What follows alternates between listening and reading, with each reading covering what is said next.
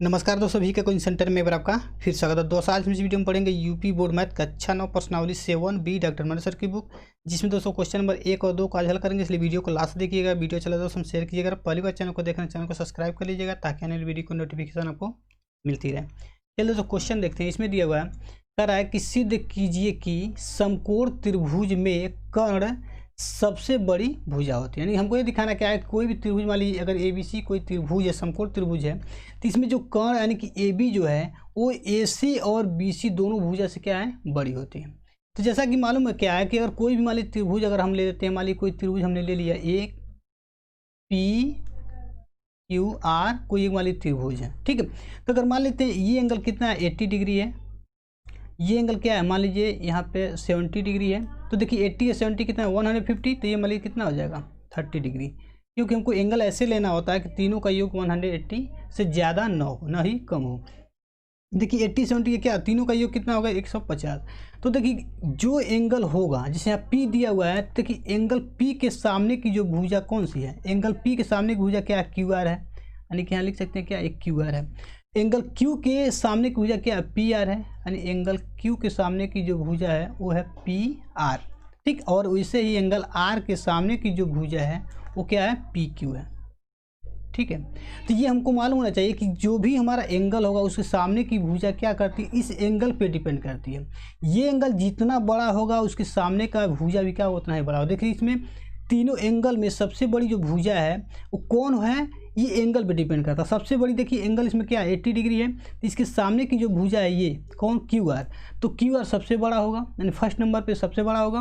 दूसरे नंबर देखिए 70 डिग्री है Q, तो ये हमारा जो PR है ये सेकेंड नंबर पे होगा, ठीक है। और थर्ड नंबर पे क्या होगा, PQ, सबसे छोटा PQ होगा। और सबसे जो बड़ी भुजा होगी वो क्या होगा, QR।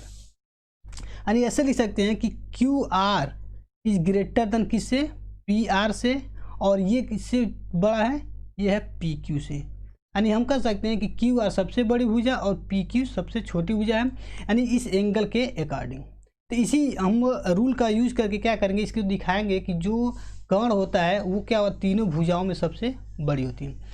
सबसे पहले यहाँ लिखेंगे त्रिभुज ABC में। अब देखिए त्रिभुज ABC में क्या है, एंगल C हमारा कितना दिया हुआ, 90 डिग्री है। और एंगल A और एंगल B और एंगल C का योग कितना होता है, 180 डिग्री। तो यहाँ लिखेंगे angle A plus angle B plus angle C बराबर 180 डिग्री। या इसका रीजन लिख देंगे क्या, त्रिभुज के तीनों कोण का योग, ठीक। और देखिए angle A angle B angle C में, देखिए एंगल C हमको मालूम कितना है, 90 डिग्री। तो एंगल C का वैल्यू हम रख देंगे। यहाँ लिखेंगे angle A plus angle B plus 90 degree equal to 180 degree. अब देखिए 90 को 75 कर दीजिए तो यहाँ हो जाएगा angle A plus angle B equal to 180 degree minus 90 degree. यानी कि 180 में से माइनस करेंगे 90 कितना होगा, 90 डिग्री। यहाँ लिख सकते हैं angle A plus angle B equal to 90 degree. इसको मान लेते हैं समीकरण नंबर 1। अब यहाँ पे लिखेंगे समीकरण 1 से स्पष्ट है कि, अब देखिए समीकरण 1 से क्या स्पष्ट हो रहा है, दो एंगल का योग क्या 90 है, और ये एंगल जो C है अकेले क्या है, दोनों के बराबर है। स्पष्ट क्या हो रहा है कि एंगल A और एंगल B क्या होगा, अलग अलग दिखा है तो एंगल C से छोटा होगा। तो क्या होगा, कहेंगे angle C is greater than angle A तथा angle C is greater than angle B। यानी जब दो एंगल का योग 90 है और ये अकेले क्या 90 है, इसका मतलब क्या है कि जो एंगल C होगा वो A से भी बड़ा होगा और एंगल B से भी बड़ा होगा। अगर ये हम केस लेके चलें तब देखिए क्या होता है, यहाँ लिखेंगे जब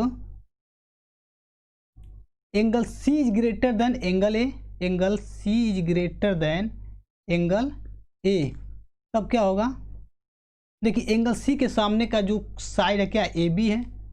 तो कहेंगे AB क्या होगा, AB बड़ा होगा किससे, एंगल A के सामने वाली भुजा से। एंगल A के सामने की भुजा कौन है, BC। तो यहाँ लिखेंगे AB is greater then BC। इसको मान लेते हैं समीकरण नंबर 2। अब देखिए दूसरा केस लेकर चलेंगे, जब angle C is greater than angle B, ये वाला।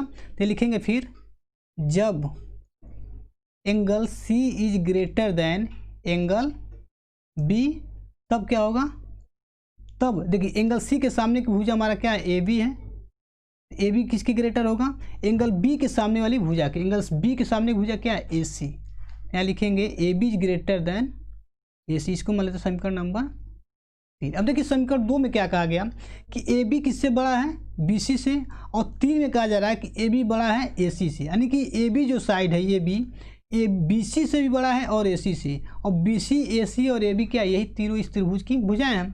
तब यहाँ पे लिखेंगे समीकरण 2 व 3 से ज्ञात होता है कि ए बी भुजा, देखिए ए बी जो भुजा किससे, बी सी और ए सी से बड़ी है, बी सी तथा ए सी से बड़ी है, अर्थात कर्ण ए बी समकोण त्रिभुज ए बी सी में सबसे बड़ी भुजा है, बड़ी भुजा है। यही हमको पूछा गया था कि जो समकोण त्रिभुज है इसमें सबसे बड़ी भुजा ये हमको दिखाना है, यहाँ लिख देंगे प्रूव्ड। ठीक, अगला क्वेश्चन देखिए, क्वेश्चन नंबर 2 दिया हुआ, करा कि सिद्ध कीजिए कि त्रिभुज में माध्यिकाएं सदैव लंबों से बड़ी होती है, यानी कोई भी त्रिभुज अगर है उसमें माध्यिका भी है और लंब भी है, तो उसमें कहा जा रहा है कि जो माध्यिका होती है लंब से हमेशा क्या होगी, बड़ी होगी। जैसे मान लीजिए कोई त्रिभुज ऐसे दिया हुआ है, ठीक, तो देखिए लंब क्या होता है, अगर इस शीर्ष से इस सामने वाली भुजा पर अगर लंब डालने का मतलब क्या है, यहाँ से 90 डिग्री बने, इसको लंब बोलते हैं। और माध्यिका क्या होता है, इसी पॉइंट से यानी कि शीर्ष बिंदु से इस भुजा के मिडिल पॉइंट यानी कि बीचों बीच जो पॉइंट है इसको मिलाने वाली जो भुजा होती है इसको बोलते हैं माध्यिका। तो ये माध्यिका है और ये क्या है, लंब है, जैसा कि फिगर में दिया हुआ है। तो हमको सिद्ध करना है कि ये जो साइड है ये क्या होता है, इस लंब वाले साइड से बड़ा होता है। तो यहाँ लिख सकते हैं, दिया है क्या क्या दिया हुआ है, ए डी, ये ए डी क्या है, ये लंब दिया हुआ है, और ए जो है वो क्या है, माध्यिका है। तो यहाँ लिखेंगे ए, ये क्या है, माध्यिका। हमको ये दिखाना क्या है कि जो ये हमारा माध्यिका दिया हुआ है इस ए डी से क्या है, बड़ा है। यहाँ पे लिखेंगे त्रिभुज ए डी ई में, अब देखिए त्रिभुज ए डी में क्या होगा, ये एंगल क्या होगा, इस एंगल से छोटा होगा, लिखेंगे angle A E D is less then, किससे होगा, एंगल ए डी ई सी। अब देखिए ए डी क्या होगा, बड़ा हो रहा है एंगल ए ई डी से, तो इसके सामने की भुजा क्या है, ये है, तो ये बड़ा सा एंगल है तो ये बड़ा साइड होगा, ये छोटा एंगल है तो ये छोटा साइड होगा, इसलिए लिख सकते हैं क्या, इसलिए ए डी क्या होगा, A D is less than A E, A D is less than A E. अब देखिए ए डी क्या है, लंब है, और ए ई क्या है, कर्ण है, यानी कि कह सकते हैं कि माध्यिका है।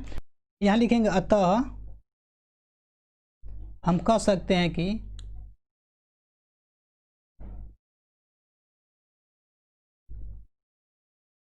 माध्यिकाएं लंबों से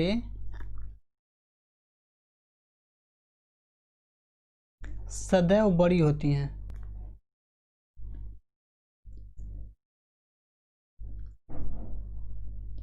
ये हमको दिखाना था कि जो माध्यिकाएं होती हैं लंबों से क्या होती हैं, बड़ी होती हैं। यहाँ पे लिख देंगे प्रूव। ठीक, तो दोस्तों ये वीडियो आपको कैसा लगा कमेंट कर जरूर बताइएगा। वीडियो अच्छा लगा तो हम शेयर कीजिएगा। मिलते हैं अगले वीडियो में, तब तक जय हिंद, वंदे मातरम।